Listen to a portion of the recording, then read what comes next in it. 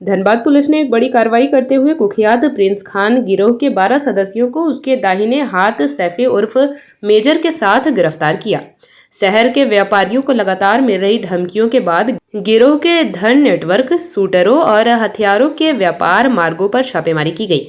जिला कलेक्टर सभागार में आयोजित एक प्रेस वार्ता में वरिष्ठ पुलिस अधीक्षक प्रभात कुमार ने गिरफ्तारियों की पुष्टि की और कहा कि 12 से 13 अक्टूबर की शाम को खुफिया जानकारी मिली थी कि धनबाद में गिरोह के सदस्यों के खिलाफ कार्रवाई की जा रही है।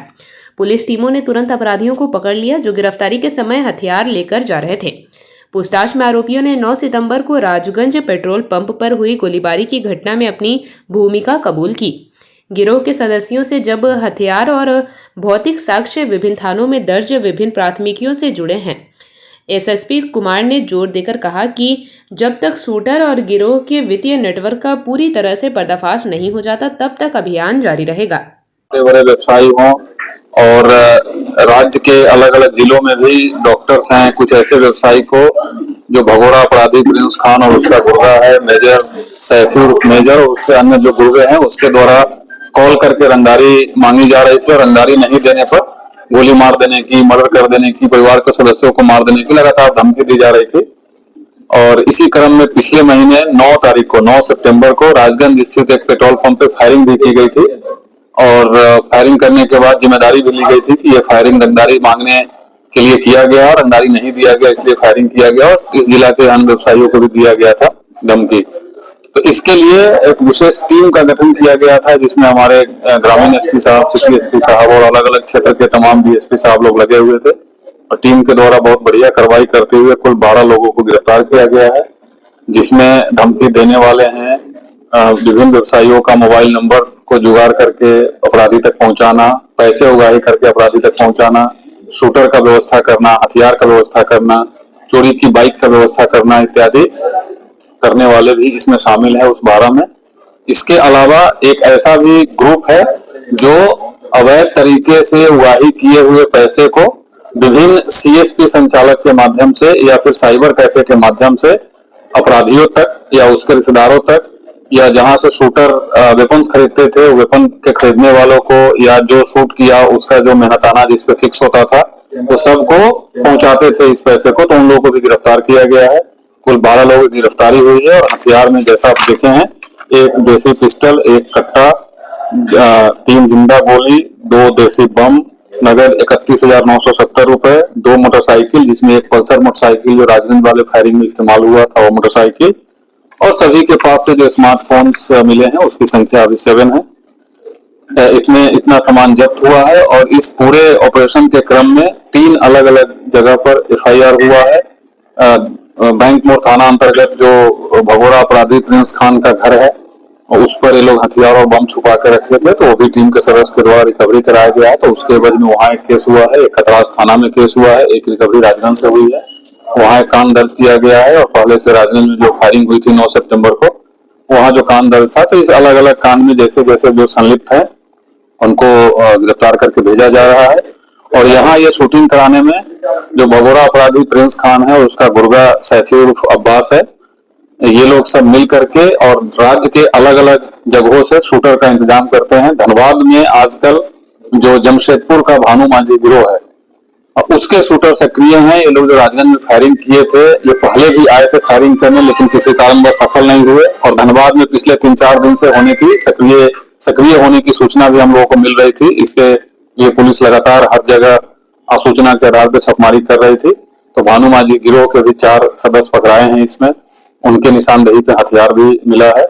अभी भानु मांझी फरार है लेकिन उसकी भी इधर होने की सूचना है। हम लोग उस पर भी हमारी टीम जो स्पेशल टीम है एक लगी हुई है, हम लोग कोशिश करेंगे कि वो भी जल्द से जल्द गिरफ्तार हो जाए। और अभी एज ऑफ नाउ इतना ही है। इससे जो सीएसपी संचालक हैं उनको भी गिरफ्तार करके जेल भेजा जा रहा है, साइबर कैफे ओनर है उनको भी भेजा जा रहा है। आगे भी विधि सम्मत कार्रवाई करेंगे और मैं आपके माध्यम से ये लोगों को आगाह करना चाहता हूँ कि जो भी अगर इस धंधा में शामिल होंगे, चाहे वो साइबर कैफे ओनर हो, सीएसपी संचालक हो, अगर अवैध तरीके से रंगदारी का उठाए हुए पैसा को खपाने की कोशिश करेंगे हम लोग सभी को विधि सम्मत कार्रवाई करते हुए कड़ी से कड़ी सजा दिलाने का प्रयास करेंगे। इसमें तो संचालक है, साइबर कैफे के संचालक हैं। बिल्कुल, जैसा मैंने बताया सब पैसे ले लेते कैसे डिटेक्ट करेंगे कौन कौन उसके नेटवर्क से जुड़ा हुआ कौन सा?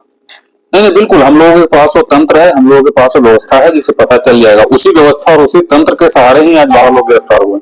कहाँ से इसको पकड़ने के लिए क्या किया जाए? जो विधि सम्मत कार्रवाई हम लोग सब कर रहे हैं, जब वो भी पकड़ाएगा वो भी आपको बताएगा। एक थोड़ा हटके सवाल सर, मीडिया में बातें चल रही कि जो जमशेदपुर से गिरफ्तारी हुई पूरा फिल्मी स्टाइल में हुआ है, सब थोड़ा घटना का विवरण कर देंगे तो अच्छा रहेगा। नहीं, अब पुलिस का एक ही स्टाइल होता है, पुलिस स्टाइल। हम लोग सूचना के आधार पे हमारी टीम वहां गई थी, जहां वो मिला वहां से उसको दबोच करके लाया गया। That's it.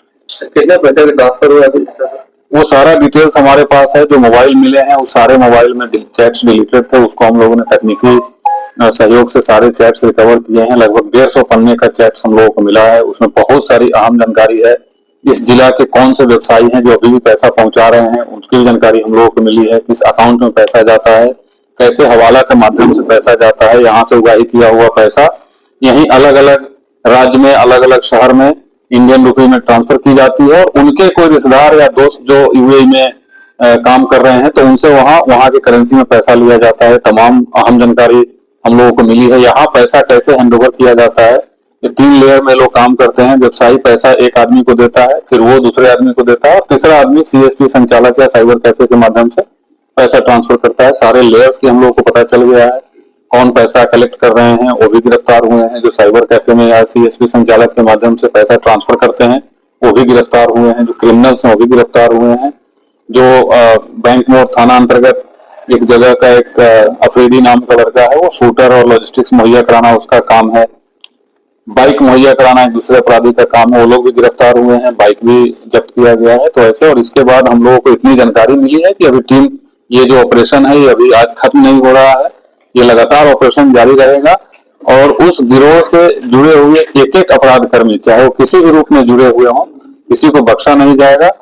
चाहे वो पैसा पहुंचाने का काम करते हो, पैसा ट्रांसफर करने का काम करते हो, पैसा कैरी करने का काम करते हो। और मैं आपके माध्यम से वंस अगेन इस जिला के सभी व्यवसायियों से भी अनुरोध करता हूं कि बिल्कुल डरे नहीं। और अपराधियों को अगर आप पैसा देते हैं जिससे गैरकानूनी काम होता है, तो आप भी फिर गैरकानूनी काम में सुसंगत धाराओं में आपके ऊपर भी एफआईआर करके जेल भेजा जाएगा। ये कंप्लीट देशद्रोह का काम है, बिल्कुल नहीं करे।